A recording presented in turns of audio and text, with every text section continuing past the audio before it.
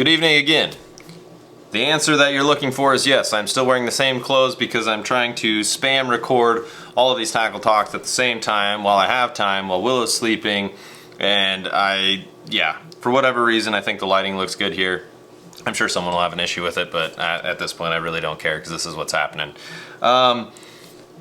Tonight I did a tackle talk earlier about some of the dive and rise lures that I'm excited for. I was going through my stuff and there's a lot of different chaos lures that I'm very excited to throw that I didn't get enough time to throw last year, that the situation wasn't quite right for, that it wasn't quite warranted for. Again, I will repeat that it is very clear that I'm excited for 23 as I am just like auctioneer style speed talking through these tackle talks. I don't know why I feel like I'm in such a rush tonight, but for whatever reason that's the case. Anyway, point being is that it was very clear that with the chaos stuff that I was excited for, it was going to take too much time to do it into one thing, especially when I talked about like some of the bucktails and swim baits earlier. It was very clear that I had to break it into another one. So this is the chaos one that I'm going to do, as I'm kind of out of fish catching content and we're in the worst part of winter where the ice is kind of fading and there isn't really any fishing to be had around me, and you're going to have to travel well south of here even at this point to get into some fishable water, fishable muskies. Okay, still got my tea. We're ready to rock and roll.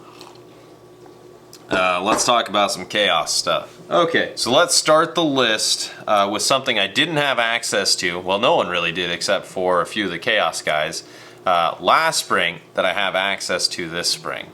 And this is the blunt nose from Chaos Tackle. Brian spent about, I don't know, 3 days in the boat with me, kicking my butt with his blunt nose that he had. So yeah, when he showed these to me I think it was last March, we spent some time with Anthony in the boat. We had a really tough day on the water, tough conditions. It was like wind chills like below 20, just absolutely miserable. I think Anthony had a shot at a fish at the end of the day, but yeah, probably not going to be on that like super cold March program this year if it can be avoided, but really appreciated Anthony having us out nonetheless, even though fishing was incredibly tough that day. I digress.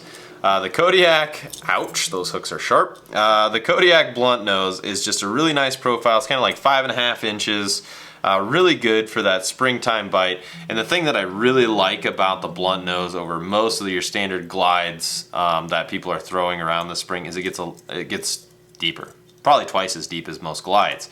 You know, your Phantoms, your Hellhounds, your Narcans are all going to be running somewhere in that like 1 to 3 foot range depending on the speed at which you work them.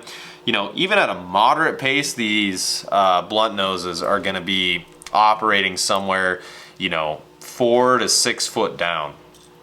And I'm sure I'm going to include the footage of Brian catching that absolute slob last spring with me on the blunt nose. I mean, that was pretty much what sold me, and I'm sure it sold a lot of people because I think I went and checked 2 days after he published that video, and all of that color of blunt nose was sold out in pretty short order. So really pumped to chuck that one around, really pumped to have it. In the spirit of like early spring and stuff, again, something that I'm going to run a lot more, that I have a lot more confidence in now, is the Chaos Tackle. This is the mini Doosa.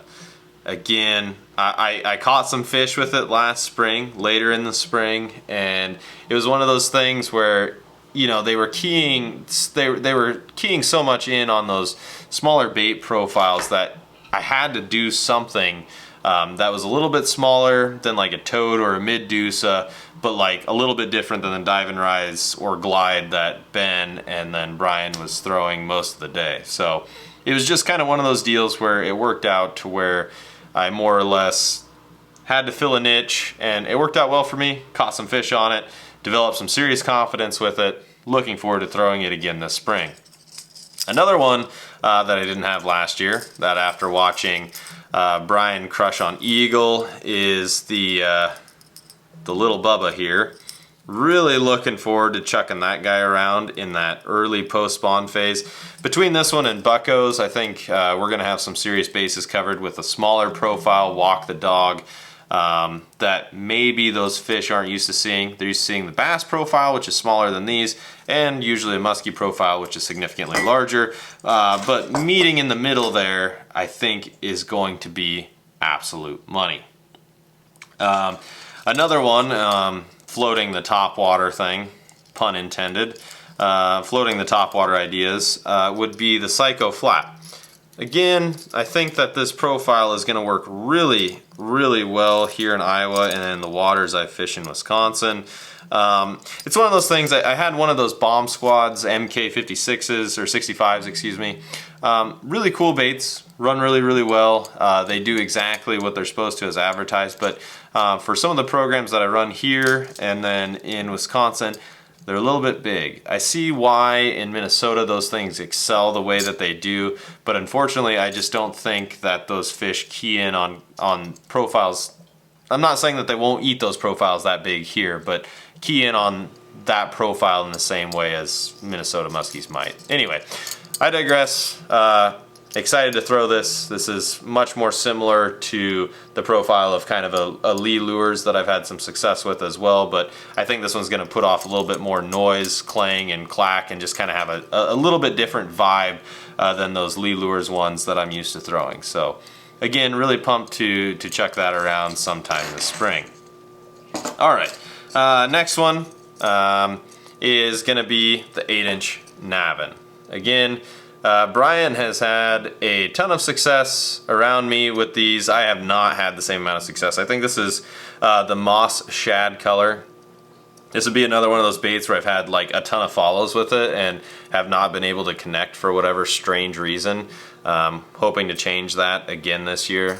This 8-inch profile is very unique, especially when you think about like how narrow that profile is compared to some of those. Like even like the Buckos and your Bangerangs, it's about the same as the SRJ, but it kind of offers a different different action in the water as it's going about its thing. And it can get a little deeper too, because it's got the weight insert thing and a little bat technology there, never hurts. So yeah, I mean, I'm really looking forward to throwing this color specifically. It's just like one of those things where I need to chuck it more than I do, and just I need to, you know, sometimes, usually if the niche is there for the 8-inch, I'm usually not the guy filling it. Usually that's Brian. That dude just straight up catches with them, so if it ain't broke, don't fix it. I'll throw something else. I'll let the expert take over. Another one that I'm looking forward to throwing this spring that I didn't throw a ton last spring but got a ton of confidence with this fall is the MidDosa. This is one of the show colors that Chaos has. I believe the pattern is called Koi. So if you think that one looks good, hit a show. I should be at the Minnesota show. That probably has already happened by the time I put this out. But hit a show. They may be online at this point. I don't know, you'll just have to check the website. Really cool color. I mean, it's just gonna really excel in some of that stained water. Got the orange and the chartreuse.